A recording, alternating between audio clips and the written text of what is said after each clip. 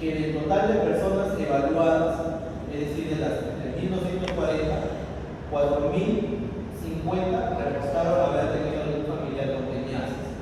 Entonces, simplemente la diferencia, los 1.790 son los individuos que no tenían familiares con teniasis. Y de esas personas sin tener antecedentes de un familiar en el hogar, 2.600 fueron negativas a índices. Ya tengo esto y con esto puedo calcular acá, si es 90. Si esto es 486, 190, acá puedo sacar la diferencia también. Y acá también estoy calculando ya tengo todo anotado. Entonces tengo el grupo de expuestos y el grupo de no expuestos. Yo les pregunto, ¿cuál es la prevalencia de neurocisticercosis en las personas que viven en un hogar donde hay un teniasis? ¿Cuál es la prevalencia de cisticercosis en las personas que viven en una casa donde hay un teniasis? ¿Qué sería igual? Sería igual a 296 entre 450. Y la prevalencia de neurocisticercosis en aquellas personas que no tienen un familiar con teniasis en el hogar es 190 entre 2.790. ¿Qué es lo que pide el ejercicio? Quiero que calcule la razón de prevalencias, ¿no?, entre el diagnóstico de neurocisticercosis y la exposición, que es tener o no tener un familiar con teniasis en el hogar. ¿Cuándo sale eso? ¿Sale eso, chicos? Por favor.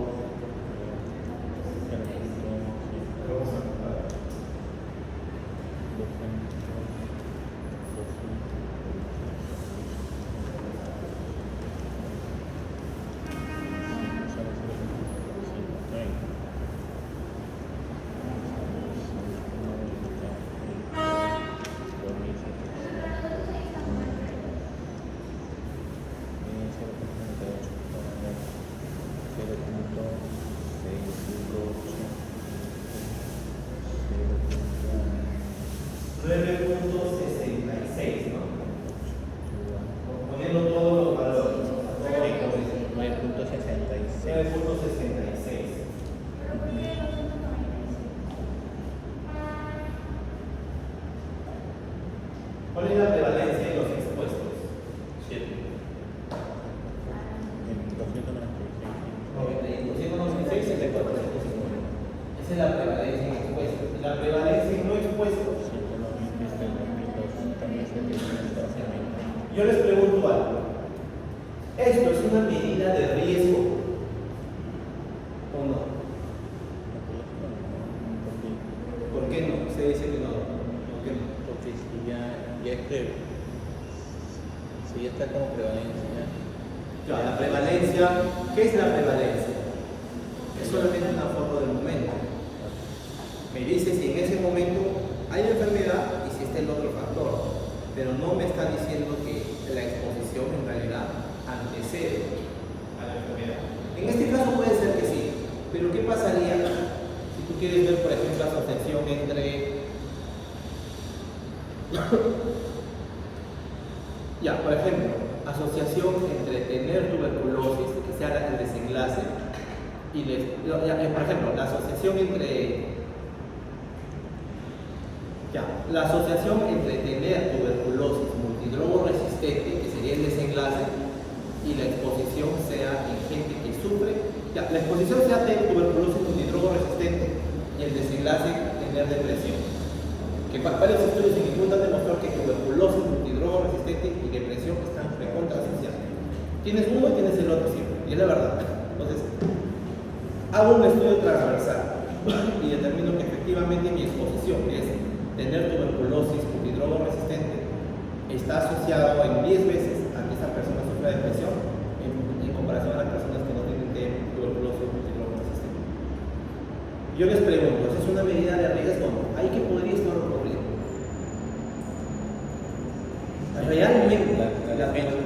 Realmente la tuberculosis MDR está conllevando a tener depresión, o podría ser lo contrario. Podría ser lo contrario, ¿no? ¿Por qué podría ser lo contrario? Tiene lógica, podría ser lo contrario también, porque podría ser posible que una persona que tenga depresión, de repente ya no sería una persona que sea adherente a su tratamiento antibiótico, y es lo que pasa. Personas con depresión a veces se empiezan a alejar un poco y ya no son rigurosos con su medicación, y esa no consistencia o no adherencia a la medicación puede aumentar el riesgo de que esa persona desarrolle una tuberculosis multidrogoresistente. Estamos hablando de que no una variable está ocasionando, o sea, el desenlace, sino a veces el desenlace en realidad también podría funcionar como el causal. Estamos hablando de causalidad reversa, y ese es uno de los problemas con las razones de prevalencia. No son medidas de riesgo porque en algunos casos lo que tú estás viendo es causalidad reversa. Es que en realidad lo que tú crees que es tu desenlace, en realidad es la exposición. Y eso también no se ve bastante en los estudios caso-control. Esa es una de las principales limitaciones de los casos control, ¿no? Porque como tú ves exposiciones pasadas, a veces en realidad, muchas de estas exposiciones en realidad son consecuencias, causalidad reversa. Por eso es que la razón de prevalencia no es como tal una medida de riesgo, como si es la razón de incidencia o de relativo. Es solamente una medida de asociación. Ya, pues tengo claro eso. Entonces, cuando nosotros interpretemos este 9.66, no podemos decir el riesgo de, no podemos decir el riesgo, simplemente que diríamos la prevalencia de neurocisticercosis en las personas que viven con un teniásico en el hogar es 9.76. pues casi 10 veces la prevalencia de neurocisticercosis en las personas que viven sin un familiar teniásico en esa comunidad. No se puede mencionar como medida de riesgo contra la población y como un rey de la población. ¿Ya? Fácil, ¿no?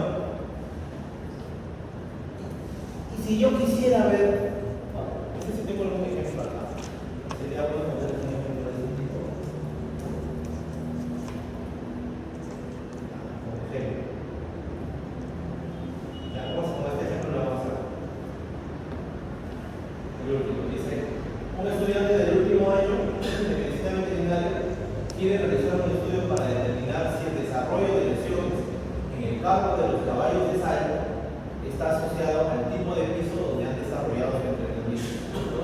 Si el desarrollo de lesiones en el campo de los animales está asociado al tipo de piso donde entrenan.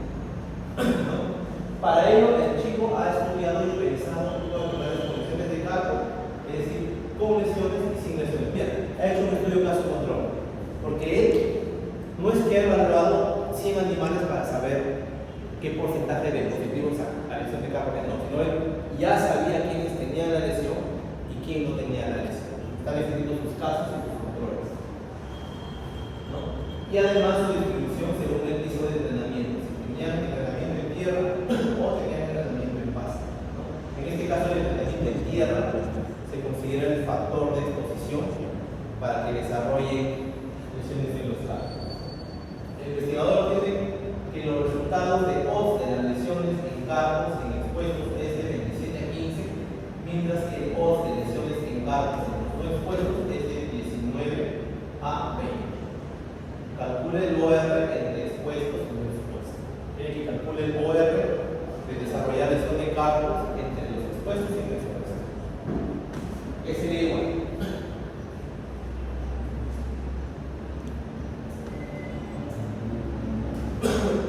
¿Cuánto decía el OS de lesión de carpo en expuestos? Expuestos son los que entrenan en tierra, ¿no? Sería 27 entre 15. Y el OS de lesión de carpo en los no expuestos, que son los de pasos 19 a 20. ¿Qué es el OR? El OR es una razón de odds, o una razón de chance. De las chances, en este caso, de enfermedad en los expuestos versus la chance de enfermedad en los no expuestos. Entonces, simplemente reemplazo los resultados en mi fórmula. Sería 27 entre 15 y todo eso dividido entre 19 entre 20. O si quieren, pueden hacerlo 17 por 20 es 19 por 15. Repito, es una medida similar. Y eso sale 1.89. 1.89. ¿Qué significa 1.89? ¿Quién interpreta ese 1.89? Que los caballos que entrenan en tierra es 1.89 veces. ¿Cómo? Los caballos que entrenan en tierra Ya. Es 1.89 veces ¿Qué cosa? 1.89 mayor, ¿no? 1.89 veces la probabilidad, la prevalencia, la chance. La chance. La chance. Claro, te dice doctor La chance. que en los caballos que entrenan en tierra existe una chance de tener lesiones de carpo de cuántas veces, de 1.89 veces comparado a los caballos que entrenan en tierra. O como dijo su compañera hace rato, lo puedes también expresar como probabilidad. ¿A qué se dice?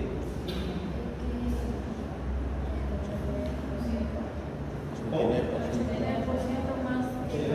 que mayor. Claro, o sea, la probabilidad, no, perdón, la probabilidad no, el odds. Recuerden que estás comparando odds acá, no pueden decir probabilidad.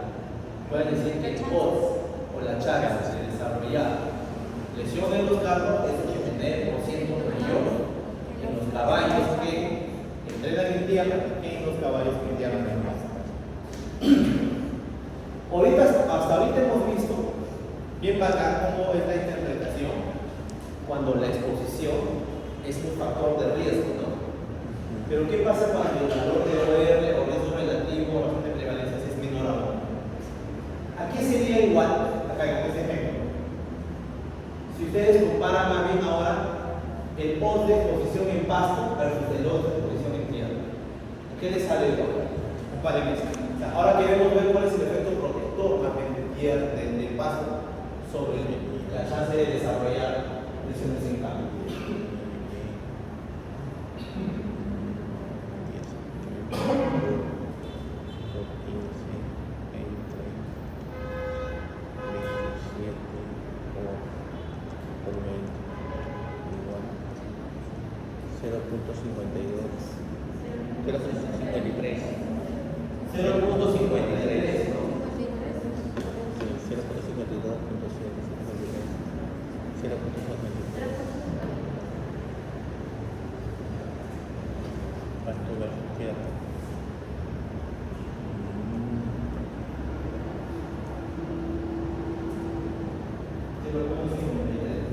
¿Qué significa ese 0.53?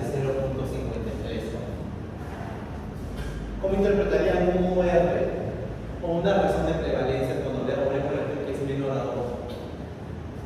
¿Qué quiere decir? Que el factor que está considerando ahora como exposición aumenta la posibilidad o disminuye la posibilidad.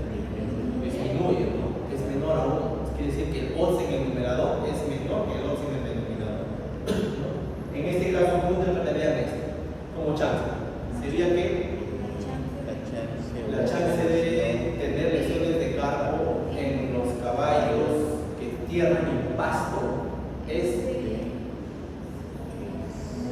0.53 veces comparado a la chance de tener lesiones en carpo en los caballos que entrenan en tierra. Están diciendo que la chance es menor a 1, es 0.53 veces. Pero hay una forma más bonita de explicar, que sería, tú lo debes saber. No, 53 no, complemento. 47. Claro, 47%. Lo más bonito sería decir también acá que la chance de desarrollar lesiones de carpo o la chance de tener lesiones de carpo en los caballos que entrenan en pasto es 47% menor. Es 47% menor que la chance en los caballos que entrenan en tierra. Cuando el OR o el PR o el RR es menor a 1, ustedes lo pueden interpretar mejor así, como un factor de protección. Es decir, cuánto se reduce el chance, ¿no? Podemos decir, por ejemplo, como otro ejemplo. No se puede decir 47% más bajo. Más bajo, menor confuso. Por ejemplo, acá. Ya, lo de teniasis, a ver. Quiero que comparen la prevalencia de teniasis entre los que no tienen, pero la prevalencia de los cisticercosis entre los que no tenían un familiar teniásico contra los que sí tenían un familiar teniásico. O sea, quiero ver que la exposición más bien ahora sea no tengo un teniásico elevado, para ver en cuánto ese factor protege, por así decirlo, de tener ese evento.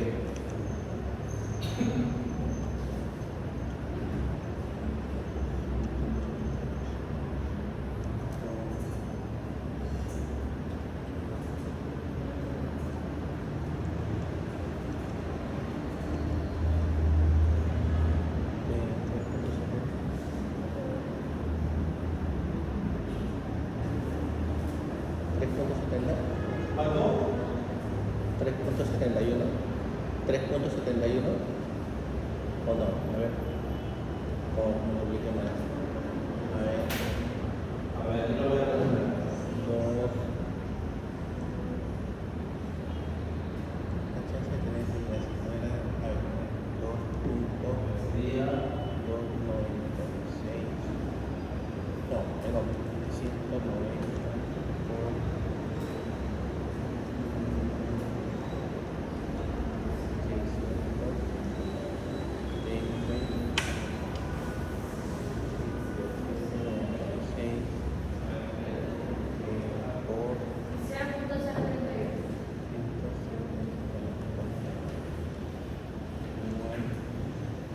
¿Cuánto le sale? 0.0.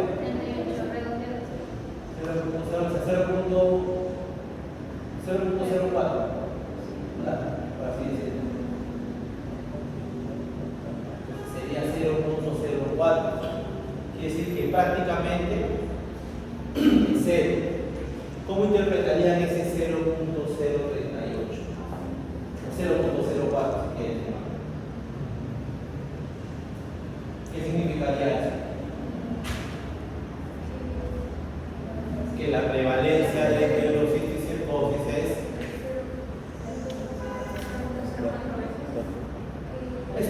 puede ser así, que la prevalencia de neurocisticercosis es 0.04 veces, o sea, podemos decirlo así mejor, en personas que viven en casa sin teniásico, la prevalencia de neurocisticercosis es 0.04 veces comparado a la prevalencia de neurocisticercosis en personas que viven sin teniásico. O mejor de otra forma, que la prevalencia de neurocisticercosis en personas que viven sin la presencia de un teniásico es 96% menor que la prevalencia de neurocisticercosis en personas que viven con teniásico. ¿De dónde sale esto? Todo lo llevan a 1. ¿Cuál es el complemento de esto para 1? 0.96. Y eso lo expresa como porcentaje. Esa es la forma como expresar las medidas de asociación cuando funcionan como factor de protección. Cuando son menor a 1. Mayor a 1 siempre es un factor de riesgo. Menor a 1 es un factor de protección. ¿Y qué pasa cuando sale 1? O RRP o RR. ¿Qué quiere decir? Que no se asocia, porque es lo mismo arriba que abajo. El lote en expuesto es igual que el lote en expuesto. La prevalencia en expuesto igual que en expuesto, el regulativo en expuesto es igual que la prevalencia por arriba de la eso. Así le va bien el examen, chicos. ¿Ya? Entonces, le va bien igual para el examen. Y ahora sí vamos a pasar con el repaso de las diagnósticas.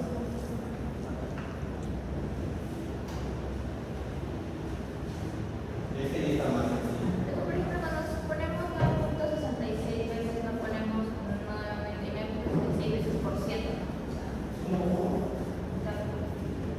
Por ejemplo, si el resultado me sale 3.66. 3.66. Ya tenía que empezar con 3.66, no como 3.66%. Sí, porque ¿sabes cuando es al contrario? Se convierte. Sí. Ahora sí vamos a la taller de pruebas diagnósticas. Volviendo a las pruebas, ¿no? Validez, sensibilidad. Esa es la pregunta 1. Hay una granja de 750 gallinas proveedoras para el Brown, es una línea, ¿no?, de postura, en la que se quiere determinar el rendimiento de la prueba rápida diagnóstica para Mycoplasma gallinaria, para lo cual se conoce que la prevalencia es del 10%. Mediante la prueba se detectan un total de 25 aves positivas, con un valor predictivo positivo del 84% y un valor predictivo negativo del 92.6%. Calculen los valores de sensibilidad y especificidad de la prueba. Ya. Bueno, ahí están los resultados. Tengo el total que son 750 gallinas. ¿Alguien lo resolvió? ¿Cuánto le salió, doctor? Me salió 99.4% y 0.28. Ya acá, ya a ver, dice usted 750 en el total, 75 positivas, y dice de las 25 aves positivas, el valor predictivo positivo, ¿cuánto era? Ah, salen 21 arriba, ¿no?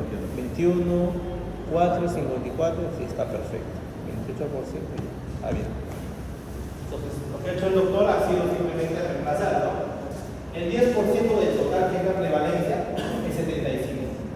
Entonces ya tenemos esto y esto, y ya tenemos un perfecto.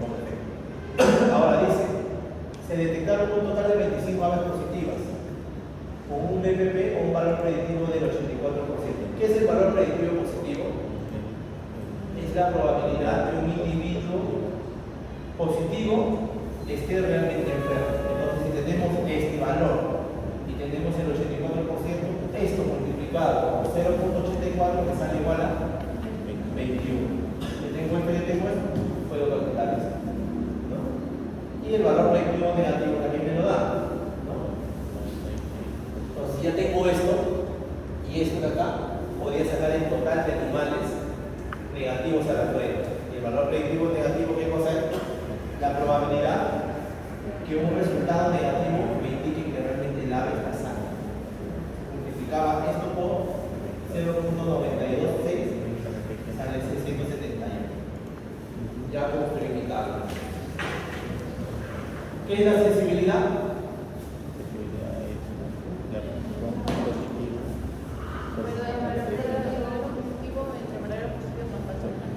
Ya.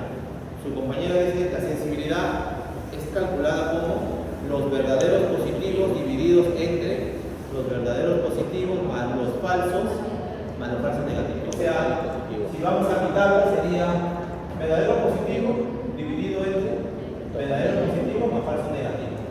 ¿Qué es la sensibilidad? Es la probabilidad de que una prueba diagnostique como positivos a los animales enfermos. ¿Listo? Aquí sale igual 21 entre 75.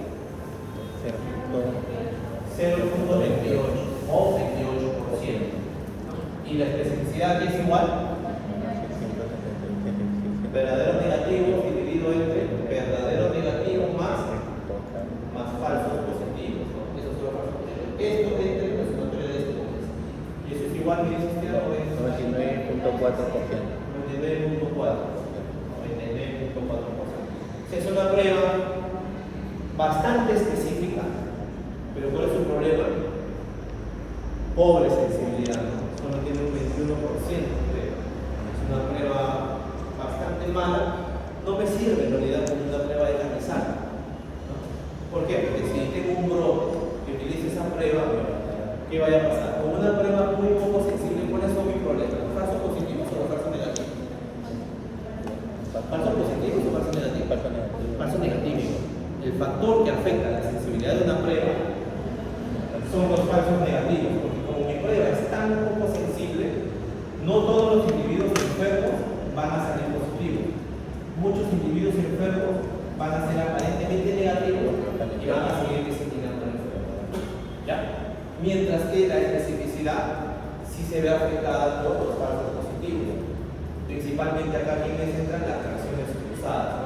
El individuo que tiene otra enfermedad, está sano, no tiene la condición que estás evaluando, pero sale positivo para la prueba. Fácil, ¿no? ¿Entiendes?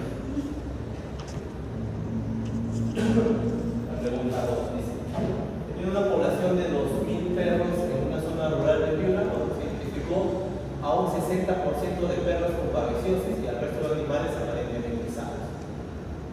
Una prueba rápida de detección de anticuerpos determinó la sensibilidad del 90% y la especificidad del 80%. A partir de esos datos, construye la tabla y calcula los valores predictivos y negativos de la prueba. Y lo hizo, chicos. ¿Cuánto te sale el valor predictivo positivo y el valor negativo? El valor predictivo positivo 87% y negativo 84%. Para esto tenemos que asumir que el resultado que nos dan acá es el gol estándar, ¿no? Prevalencia. Entonces, del total de animales que va acá, la prevalencia fue 60%. Esto por 60%, por 0.6 es 1200.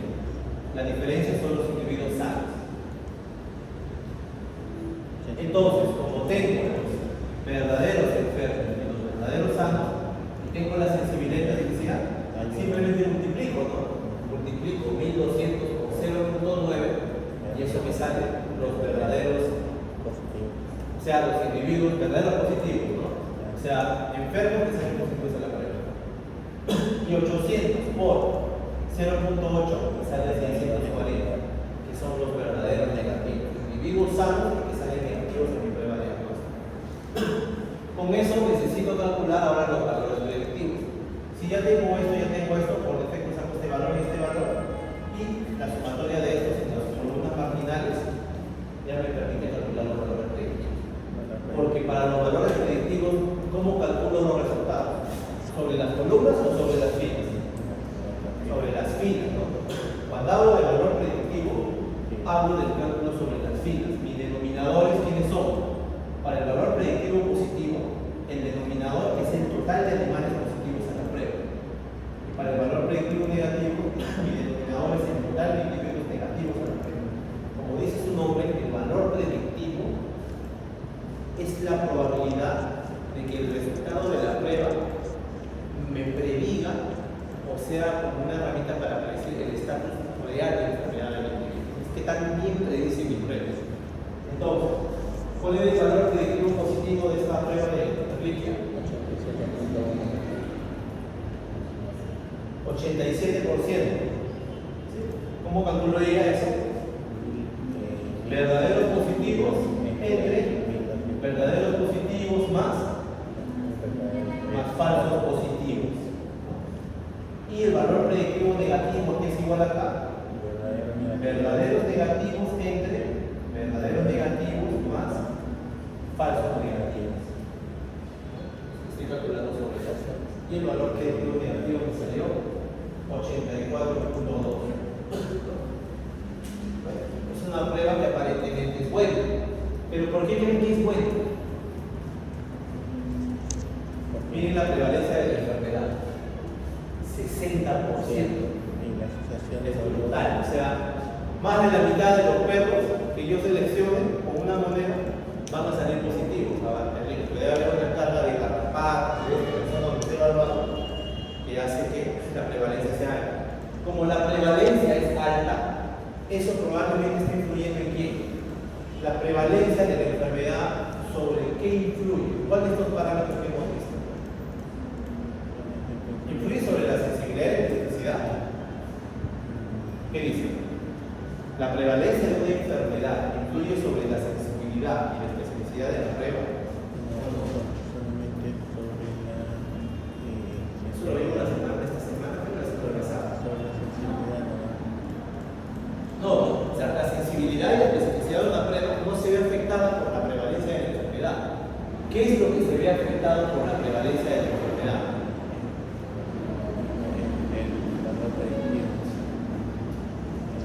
Los valores predictivos. ¿Cuál de los dos?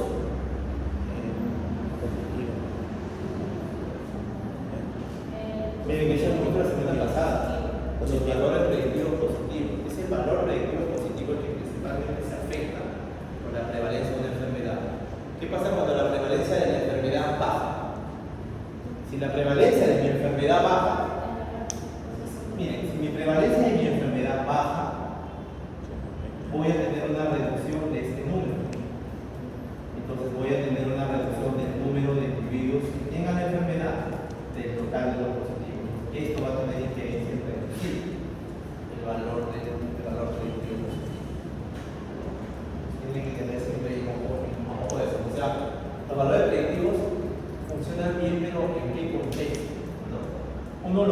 quieren utilizar al final o validar, para uno validar realmente una prueba, no sé si han visto algunos artículos, pero hay artículos que dicen field evaluation, o para diagnóstico, o evaluación de campo, o evaluación en el mundo real de una prueba diagnóstica. Porque muchos laboratorios, ¿qué hacen? Sacan sus pruebas, sus pruebas RAC, sus pruebas moleculares, por ejemplo, y dicen ahí los resultados de sensibilidad: 95% de sensibilidad y 98% de especificidad. Y valor predictivo 98% y valor predictivo negativo 97%. Pero no dicen que esos resultados han sido validados en un estudio real. Generalmente lo que hacen es calcular esos datos con muestras seleccionadas, ¿no? Ellos seleccionaron un grupo de muestras, 30 muestras positivas de animales enfermos y 30 muestras de animales sanos. Entonces, la prevalencia ahí es 50%, pero no saben realmente qué tan bien funciona ese parámetro si le valoras de repente en un escenario real donde la prevalencia es mucho menor. Entonces, siempre el valor predictivo es un valor que está en función de la prevalencia de la enfermedad. Obviamente, si la prueba diagnóstica es altamente específica, eso va a ayudar a que el valor predictivo positivo no se afecte mucho, ¿no? Porque si la prueba es altamente específica, casi no va a haber resultados falsos positivos acá. E independientemente que esto baje, esto se va a mantener porque no hay casi nada. Entonces, el valor predictivo positivo va a poder aguantar incluso si la prevalencia es baja, siempre y cuando sea altamente específica. O sea, en este punto tienen que aprender a interpretar y crear bien la estructura de esta tabla. O sea, para su examen del sábado, ya tienen que entender de arriba a abajo la estructura de una tabla para la prueba diagnóstica. Y lo mismo la estructura de esa tabla para la prueba de asociación. ¿Ya? Aquí. Pregunta 3. Dice: se realiza un diseño de estudio de pruebas diagnósticas en paralelo, cuyo objetivo era determinar el diagnóstico de actividad microbiana mediante las pruebas diagnósticas. Los resultados se presentan a continuación. Tenemos prueba A en 200 muestras y prueba B en las mismas 200 muestras. Es decir, estas 200 muestras han sido procesadas independientemente y de forma paralela por una prueba A y por una prueba B para determinar actividad microbiológica. Calcule la sensibilidad y la especificidad de cada una de las pruebas diagnósticas y la sensibilidad neta y la especificidad neta. Para la prueba A, ¿cuál es la sensibilidad de esta prueba? Eso lo calculan como 84 entre 92. Ya. Su especificidad 96 entre 108. Para la prueba B, la sensibilidad de la prueba B sería entre 2 y la especificidad sería 86 entre 94. Ya. ¿Cuánto es la sensibilidad de la prueba A y la sensibilidad de la prueba B? Ahora sí, porcentaje. 91.3% y 86.3%. Ya, de la 1 es 91 y de la B 86.8%. son menos moderadas. ¿Cómo calculo la sensibilidad neta?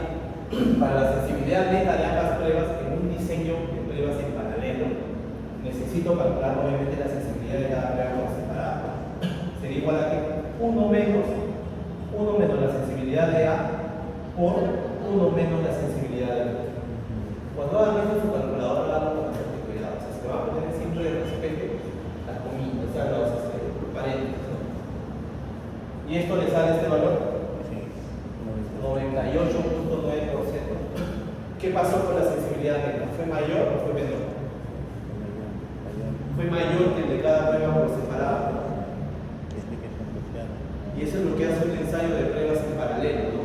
Un ensayo de pruebas en paralelo que se realiza generalmente para tratar de calcular la mayor cantidad de positivos en una prueba tamiz, ¿no? Está aumentando el valor neto de sensibilidad de cada una de las pruebas por separado. De 91 al 86, ahora ha cambiado a casi 99%. Pero ¿qué pasa con su especificidad? La especificidad neta que sería igual sería la especificidad de A por la especificidad de B. Y baja a 81. O sea, acá la pérdida de pruebas y diagnósticas en paralelo La pérdida ocurre en qué? Ocurre en la especificidad. especificidad. Mientras que el diseño de estudios por etapas, ¿qué es lo que aumenta?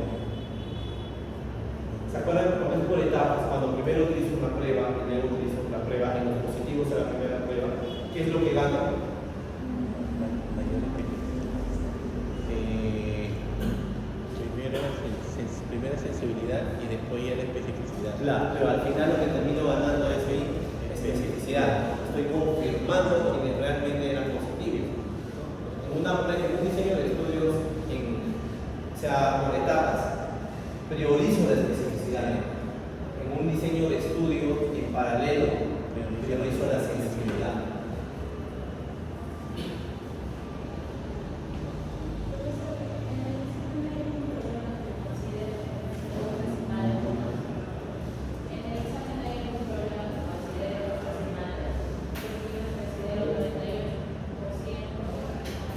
O sea, no debe ser problema si sale 98, 98.9, 98.88.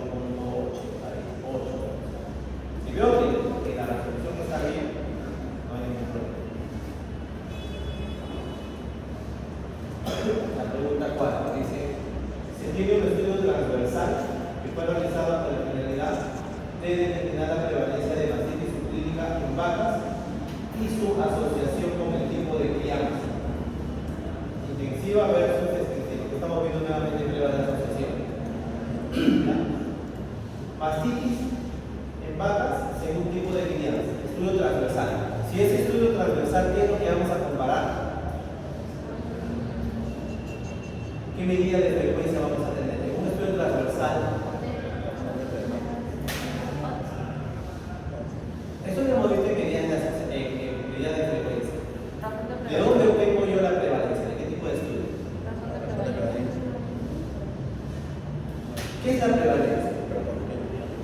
¿Qué es la prevalencia? Dígame la prevalencia. Ya, la prevalencia me dice el doctor que es la proporción de enfermos entre un total de individuos evaluados. Pero temporalmente, ¿cómo se calcula la prevalencia? ¿Hago un seguimiento? No. ¿Qué es la prevalencia? El número de casos existentes sobre el total de animales. En un momento dado, es una foto. Es como que yo ahorita veo, ya, chicos, ahorita todos me dan una muestra de sangre para ver sus niveles de glucosa, para ver si alguien tiene prediabetes. Nada. No estoy viendo si han desaparecido, no, actualmente tienen o no. Ese es un estudio que le llaman transversal, en un transverso, en un determinado punto. Por eso es que ahí solamente se compara prevalencias. Y eso es lo que me está diciendo acá. Se tiene un estudio transversal para determinar prevalencia de mastitis subclínica y su asociación según el tipo de crianza. Intensiva versus extensiva. Intensiva va a ser expuesto y no intensiva, o extensiva va a ser el no expuesto.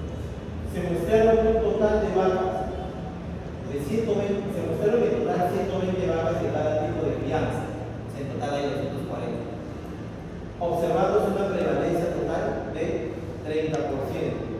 Observándose además de que del total de vacas de crianza intensiva, 43 presentaron un resultado positivo a mastitis. ¿Ya? ¿Qué nos pide? Calcule la razón de prevalencia de mastitis entre las vacas de crianza intensiva versus la vaca de crianza extensiva. E interprete y me pide ahora que en vez de esto calculemos ahora el OR de mastitis según el tipo de crianza. Vamos a comparar OR versus, o sea, razón de prevalencia versus el OR. ¿Ya? Entonces, ¿qué necesitamos? Construir la tabla, ¿no? ¿Cuánto de total de animales? 120. 120 de cada grupo, perdón. 120 de crianza intensiva y 120 de crianza extensiva. O sea, en total 240. Y ya tenemos esto de acá. ¿Qué más nos dice la prueba? Nos dice, se observó una prevalencia de 30%. Una prevalencia total de 30%. ¿Cómo calculo la prevalencia? Sería en total 240 por 0.3. ¿Eso sale 72? Sí, Que tenemos el total de animales positivos. Por defecto tenemos el total de animales también negativos. Observándose además que del total de vacas de crianza intensiva, es decir, del total de los 120, 43 presentaron un resultado positivo a mastitis.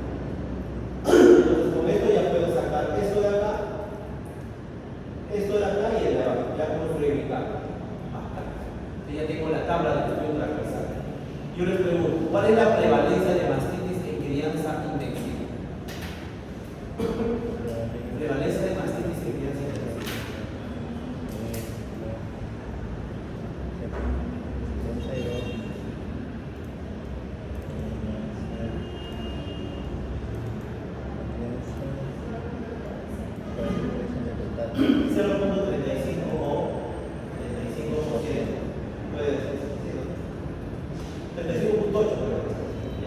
Y la prevalencia de mastitis en las vacas de crianza extensiva, aquí es igual.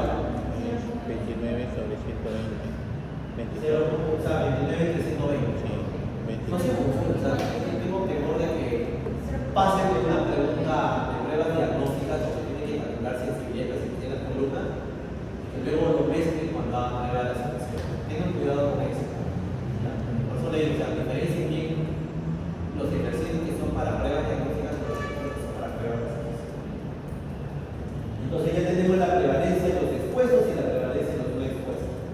Nos pide la razón de prevalencia para comparar prevalencia de mastitis entre crianza intensiva versus crianza extensiva.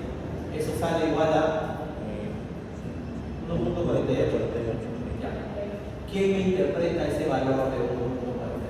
¿Cómo lo interpreta ahí? Las vacas con crianza intensiva. Eso es la mitad de su nota, o sea, los ejercicios, la interpretación es la mitad de la nota. Son 5 preguntas y vale 4 puntos, 2 puntos asegurados tienen por la resolución, pero los otros puntos es cómo pueden ustedes aterrizar ese resultado.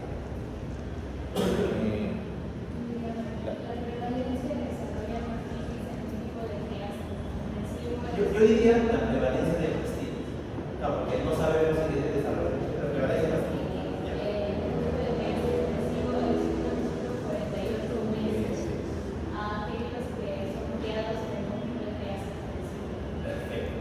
Compañero, la prevalencia de mastitis en vacas de crianza intensiva es 1.48 veces la prevalencia de mastitis en vacas de crianza extensiva. O si lo queremos hablar como porcentaje, ¿qué sería igual? 48% mayor. 48% mayor.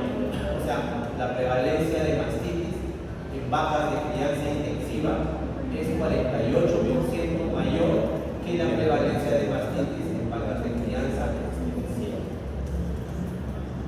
¿Qué pasa si ahora nosotros, en vez de calcular la razón de prevalencias, calculamos el OR?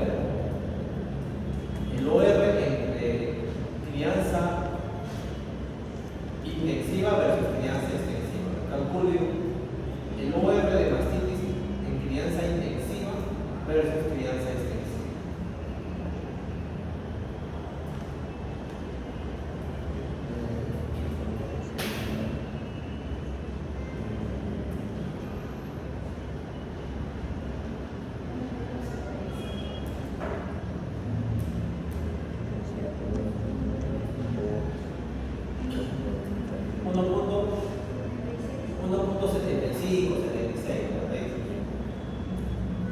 O sea, con el OR, con la razón de prevalencia le sale 1.48.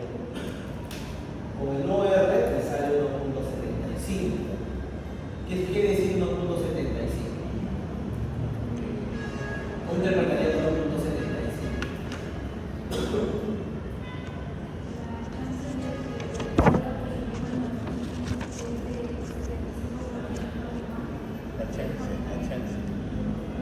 La chance de positividad de mastitis en vacas de crianza intensiva es 75% mayor que la chance de mastitis en vacas de crianza. O que la chance de mastitis en vacas de crianza intensiva es 1.75 veces la chance de mastitis en crianza extensiva. 1.48 y 1.75, ¿no? Están un poco alejados, o sea, dicen la misma dirección, o sea, ambas dicen la misma historia, o sea, ambas te están contando igual de que crianza intensiva, por sus mismas características, agrupamiento, estrés, hacinamiento, probablemente conlleva que las vacas sufran estrés y tengan mayor, siempre haya más diagnóstico de mastitis. ¿Cuánto era la prevalencia de la enfermedad? 30%, ¿no? Ya, esto lo vamos a ver la otra semana, pero como ven acá en este ejercicio,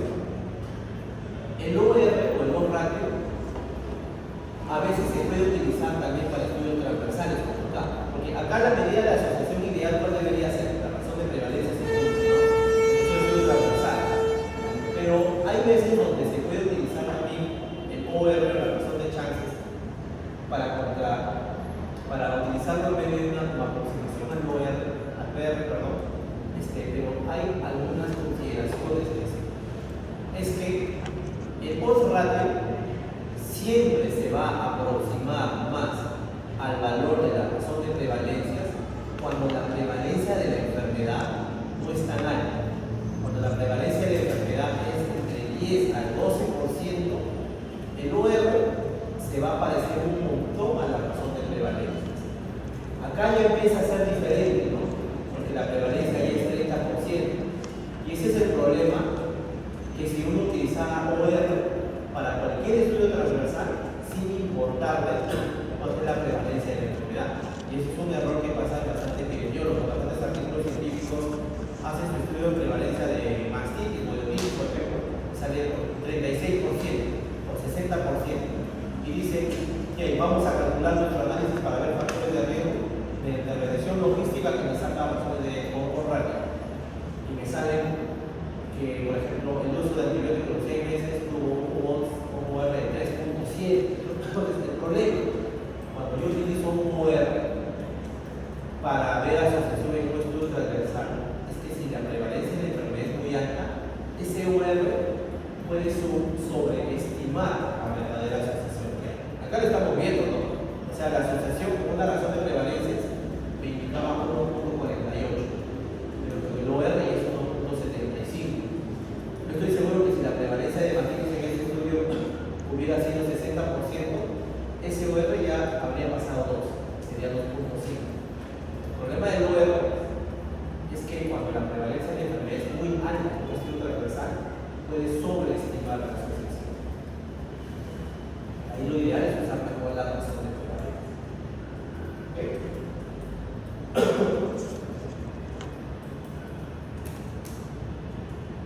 La pregunta 5 dice: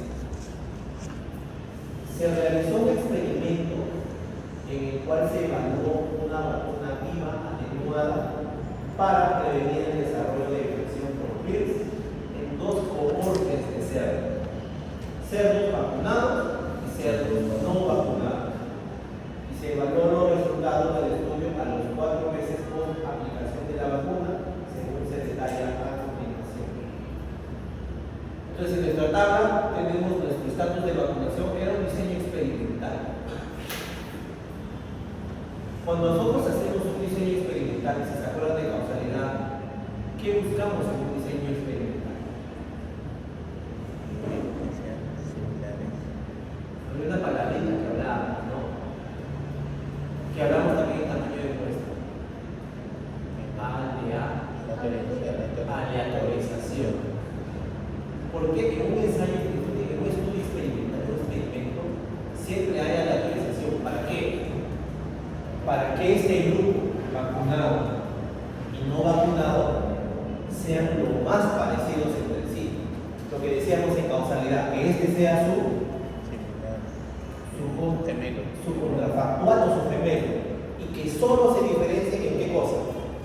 En que acá voy a meter vacuna y acá no voy a meter vacuna.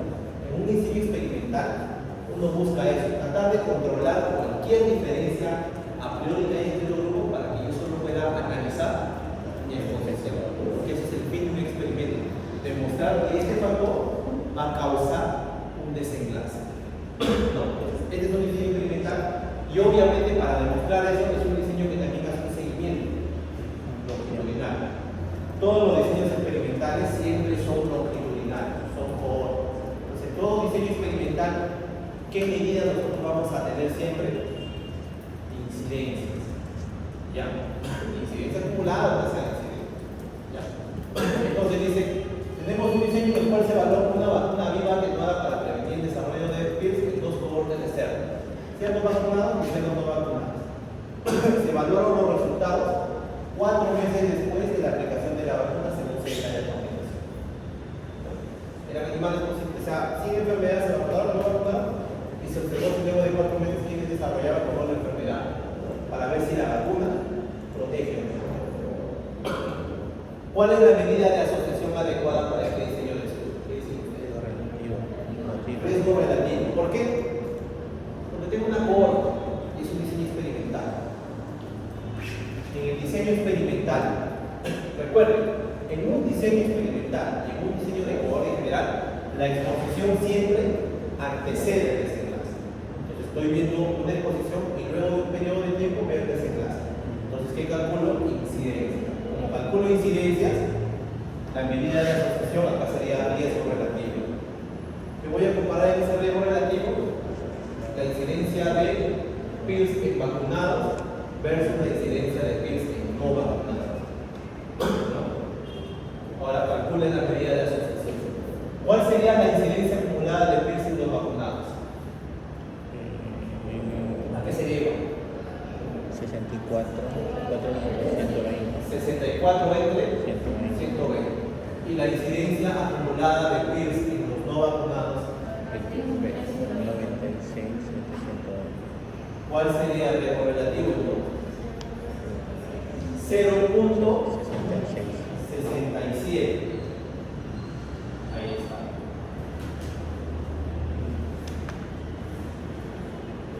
¿Cómo interpretamos este 0.67? ¿Cómo lo interpretan ustedes?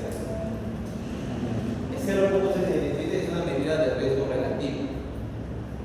¿Cómo interpreta 0.67? Ahí estamos en el ejemplo justo donde el RR es menor a 1. Cuando el RR es mayor a 1, digamos que es un factor de riesgo, ¿no? O sea, lo podemos decir así.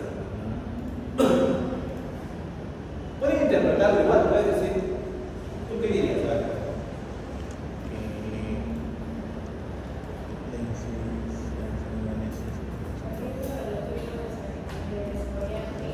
El riesgo relativo, el riesgo.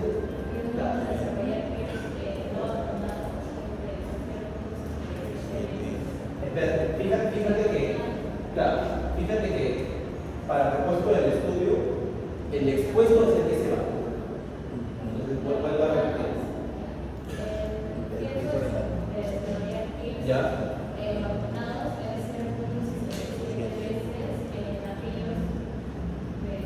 Animales vacunados. Ya, o sea, ella dice, está bien, o sea, mi resultado indica que el riesgo de desarrollar PIRS en los vacunados es 0.67 veces comparado al riesgo de desarrollar PIRS en los no vacunados. Está bien, pero no se ve tan bien, ¿no? No me indica mucho realmente esa magnitud de reducción. Podríamos explicarlo de otra manera. Ya, pero 10 no completo. El riesgo de desarrollar PIRS en los animales vacunados es 33% menor en los animales vacunados que en los animales no vacunados. Eso suena mejor, ¿no? O sea, lo otro no está mal, está bien, pero esta otra interpretación te indica mucho mejor esa dirección. ¿Me indica qué? Cualquiera de los dos. Cualquiera de los dos.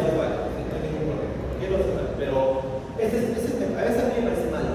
O sea, que el riesgo de desarrollar PIRS en los vacunados es 33% menor que el riesgo de desarrollar PIRS en los no vacunados. Por lo tanto, la vacunación es un factor de protección.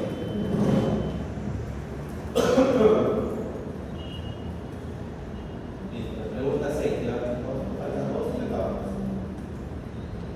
Dice, esta pregunta 6 es un diseño de estudio caso control. Ya, nos estamos adelantando a la clase de miércoles, pero ya más o menos va bien, ¿no? Un diseño caso control con la finalidad de determinar si el consumo de lecho común es un factor asociado al desarrollo de hematúria vesical exótica. ¿Han oído de hematúria vesical exótica? Es una enfermedad que les da a las vacas que se crían en la selva, ¿no? Por el consumo de una variedad de lecho que tiene algunos productos, no sé, relacionado a un virus o un oncogen, pero que les induce a producir neoplasias a nivel de la vejiga. Entonces, empiezan a orinar sangre. Por eso le llaman hematúria vesical exótica. Entonces, se quería ver, mediante un estudio de caso control, ver si este desarrollo de esta enfermedad está asociado, el consumo del lecho común está asociado al desarrollo de hematúria vesical exótica.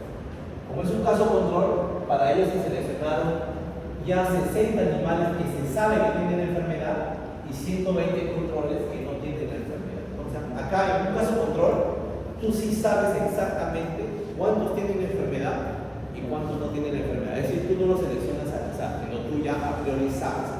Como ya sabes quién tiene la enfermedad y quién no tiene la enfermedad, por eso es que tú no puedes calcular acá prevalencia.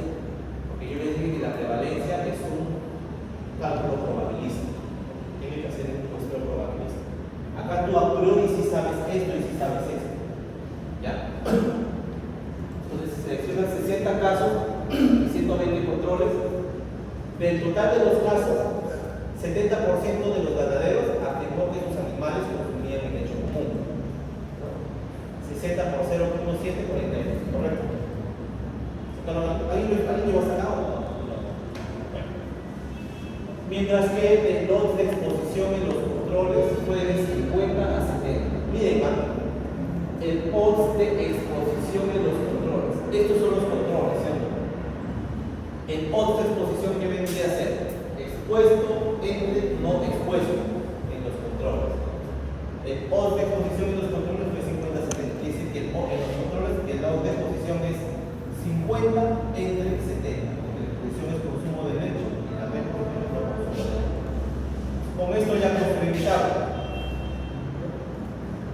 Y acá me piden ahora que calcule el OR para un estudio caso control.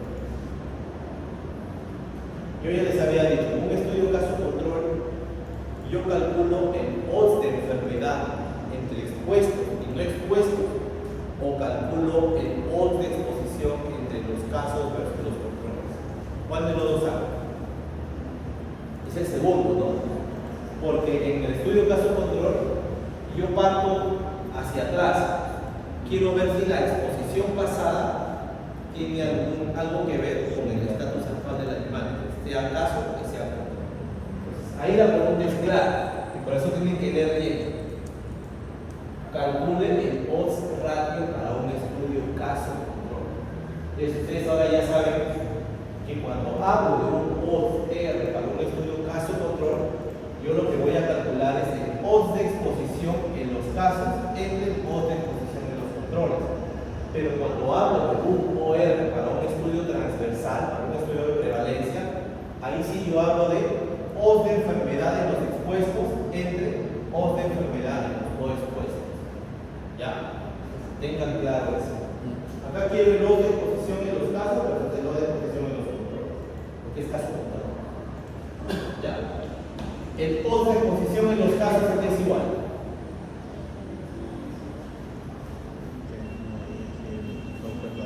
El odds de exposición en los casos sería, en la columna de los casos, el odds de exposición aquí sería igual, 48 entre 18, ¿no? Es al revés, ¿no? O sea, ahora es la columna. Y el odds de exposición en los controles era 50 entre 70. Por lo tanto, si yo divido esto, o multiplico 42 por 70 entre 18 por 50, sale 3.27. ¿Cómo interpretan ese valor de 3.27?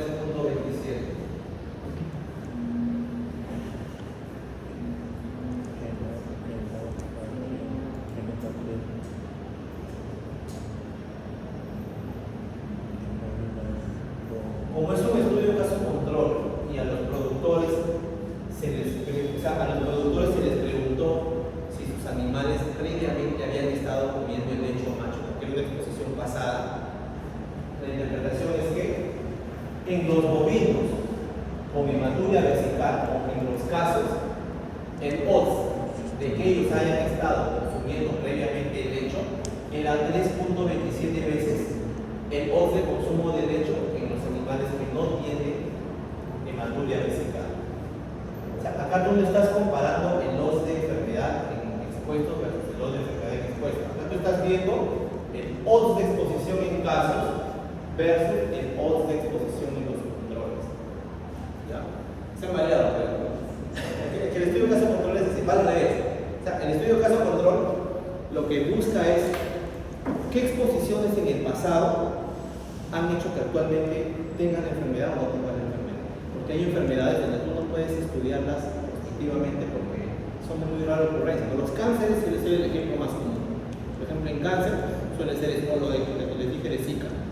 O por ejemplo, lo que hubo en Europa con la talidomida, ¿no? No sé si les conté esta historia. Creo que la siguiente semana les voy a hablar, pero en los 50, 60 salió una pastillita que ayudaba a las mujeres al control de las náuseas durante la gestación. Y a las mujeres les gustaba porque el primer trimestre es feo con la gestación.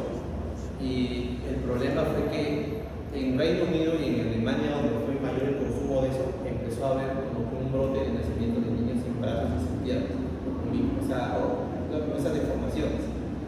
Y los médicos, o sea, no iban a diseñar un estudio de cohorte para hacer, no tenía lógica, ¿no? O sea, no ibas a diseñar un estudio de cohorte, ni menos ibas a hacer un diseño experimental porque no era ético, ¿no? O sea, no iba a ser ético a una mujer decir, no, sigue tomando tu calidomía para ver qué pasa en el futuro, ¿no? No es ético. Entonces, ¿cuál era el diseño más adecuado para eso? Ver en ese momento qué mamás habían tenido hijos con esa malformación, qué mamás tenían hijos sin la malformación, y ver qué había pasado durante su gestación. Y vieron de que la gran mayoría de los niños que tenían esa malformación provenían de madres que habían estado tomando la talidomida para prevenir sus náuseas. El estudio caso control demostró que la chance de exposición a talidomida era mucho más alta en los casos que en los controles. Ese es un caso control. Entonces te permite demostrar asociación de exposiciones pasadas con un desenlace. Y es lo que estamos viendo acá. En este estudio de materia vesical igual, o sea, para el productor iba a ser muy caro que un investigador venga y ya deja a los animales comiendo el pasto 4 o 5 años, ¿no? A ver qué pasa. No, el productor ya le había dicho, tengo esta cantidad de animales que han desarrollado hematuria, están orinando sangre, otro grupo que no, y yo los distribuí en diferentes zonas hectáreas, porque en algunas había lecho macho y en otras no. Y acá lo que está viendo es eso. O sea, ¿cuál era el odds de que las vacas que tenían hematuria hubieran estado consumiendo el lecho en el pasado? Porque eso es un indicador de que eso probablemente sea asociado a que actualmente tengan hematuria de sangre. Un estudio caso control hace eso, trabaja con exposiciones pasadas. El problema, como le dije en el caso control, es que hay el riesgo de causalidad reversa. Ese riesgo de causalidad reversa de que en verdad la exposición no necesariamente sea exposición, sino también, o sea, puede haber desenlace. Y otro caso que puede haber en problemas en el caso control es que hay un sesgo. Como tú preguntas exposiciones pasadas, puede haber el sesgo de memoria, de que la persona encuestada pueda forzar memorias o recuerdos de algo, porque tal vez él cree que eso se va a asociar más a lo que le está pasando actualmente y podría generar un error sistemático en esa medición. ¿Por qué? Porque estás midiendo mal algo, ¿no? Sesgo de memoria. Eso lo vamos a ver en sesgo, pero o sea, los diseños epidemiológicos tienen sus ventajas, pero tienen también desventajas. El caso control sirve para algún tipo de estudio, pero tiene algunas desventajas, ¿no? Una de ellas es el sesgo y el problema de causalidad reversa. Pero esa es la interpretación del OR para un estudio caso control, ¿ya? Muy diferente al OR para un estudio transversal, recuerden. Y la última pregunta, ya para ello, son cositas. Se tienen los resultados de seguimiento, ya arranca, de 2 cohortes de terneros desde el nacimiento hasta los 6 meses, cuyo objetivo del estudio era determinar la incidencia de Cryptosporidium parvo en meses, considerándose que cada una de las cohortes,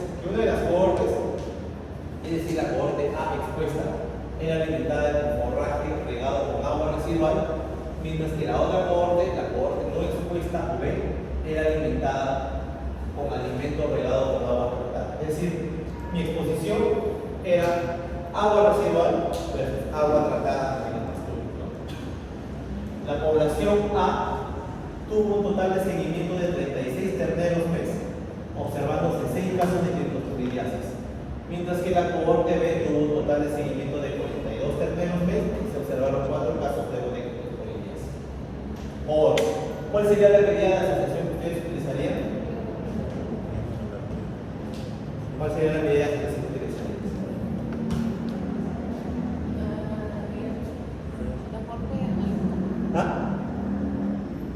¿Cuál sería la medida de asociación que utilizarías? Cuando estás evaluando cohortes,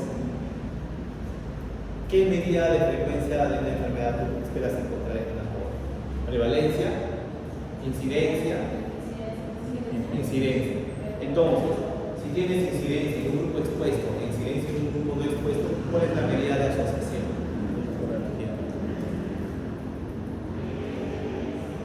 razón de prevalencia, riesgo relativo u odds ratio.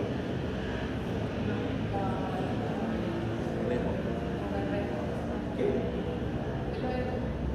No, OR no, cuando hablamos de OR hablamos de odds. Estamos hablando de seguimiento. Seguimiento, casos nuevos, incidencias. ¿Qué medida de asociación compara incidencias? El riesgo relativo. Eso tienes que tenerlo clarito. Por ahí va una mala elección de la medida de asociación, ya te anula toda la pregunta. Lo primero es leer esto y entender el diseño del estudio. O sea, sé que todavía lo vamos a ver este miércoles, pero con la clase que tengamos el miércoles, eso le va a ser mucho más fácil para el examen. Porque para el examen práctico, como ya vamos a tener la teoría de diseño de estudio, ustedes van a decir, este estudio es transversal. Esto, pues, este estudio es un estudio longitudinal, por eso, este es un estudio caso cuántico, entonces la van a tener cantada. Pero tienen que, lo primero es entender más o menos que el diseño de estudio ya les indica cuál es la medida de asociación idónea que ustedes esperan encontrar, ¿no?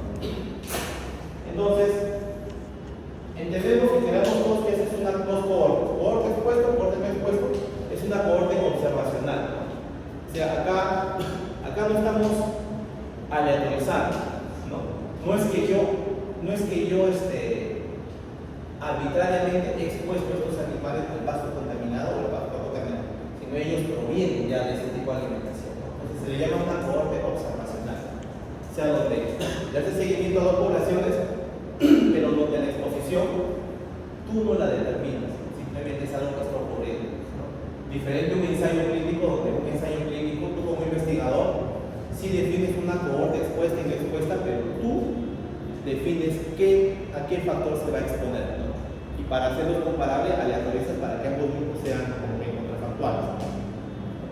Por ejemplo, si quisiera ver algún estudio para ver la toxicidad de una medicina, ¿podría hacer un ensayo clínico en humanos? No se puede, no es ético. En ese tipo de estudios, generalmente en humanos, lo que se hace simplemente es cohortes observacionales. En cambio, los estudios clínicos funcionan bien para cosas beneficiosas en humanos, vacunas, tratamientos. En animales sí, dadas las condiciones y por los requisitos de aprobación ética se puede probar una estación, ¿no? Explorarlas. Esta es una cohorte observacional con dos brazos, ¿no? Animales expuestos a aguas tratadas, agua residual versus animales expuestos a aguas tratadas, y la incidencia era casos nuevos de criptosporidiasis en los enfermos. Nos dan el tiempo de seguimiento de cada animal, es decir, yo voy a calcular incidencia acumulada o tasa de incidencia. Tasa de incidencia, ¿no? Porque me dan como unidad de seguimiento animal tiempo, ¿no? Pues voy a calcular tasa de incidencia. Entonces, ¿necesito qué cosa? Necesito calcular la tasa de incidencia en los expuestos. En los expuestos que son los animales en aguas tratadas, pero como vamos a residual, 6 nuevos casos entre 36 terneros meses. Y la tasa de incidencia para los animales que fueron alimentados con pasturas con agua tratada es 4 nuevos casos entre 42 terneros meses. El riesgo relativo sería igual a la división entre la tasa de incidencia en expuestos entre la tasa de incidencia en expuestos. Eso es igual a 1.75. ¿Sí, no? Sí. ¿Qué significa 1.75? Para ahí. El riesgo relativo de los animales que estuvieron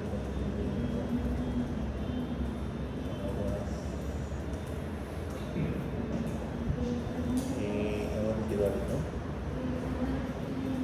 Sí. El riesgo relativo de animales que estuvieron consumiendo aguas residuales es 1.75 veces en relación a los animales que consumieron aguas tratadas.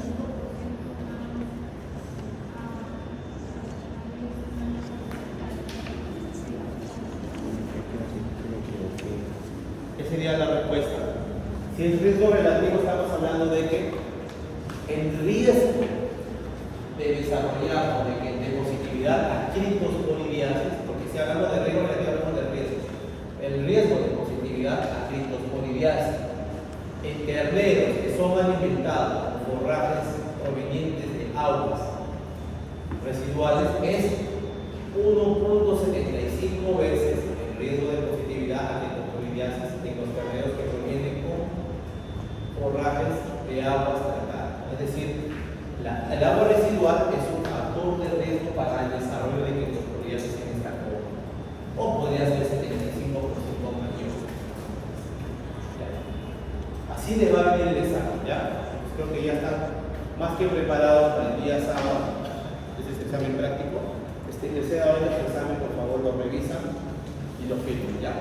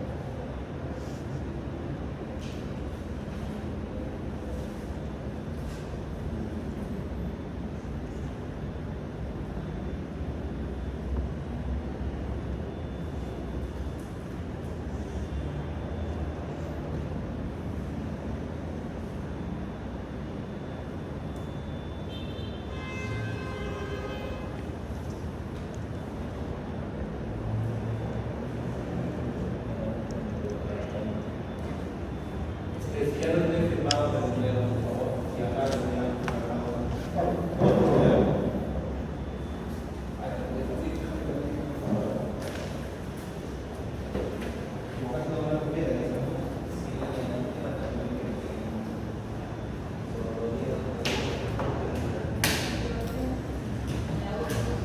la última, nadie.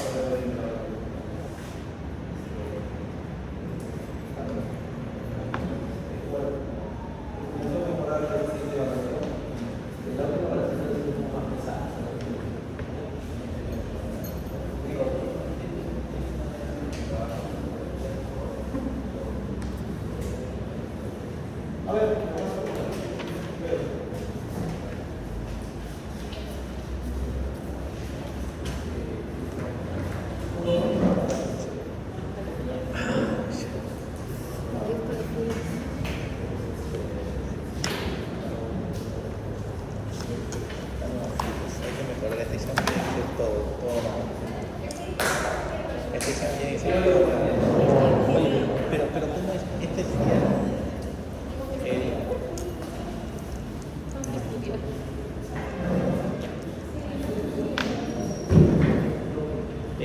el teórico el 10%, el práctico 10%. ¿Sí, no?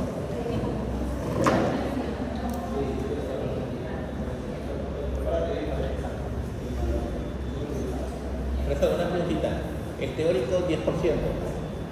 El teórico que viene el 10% y el práctico He subido en los archivos de la semana 1, está el sílabo y está la ficha de la clase.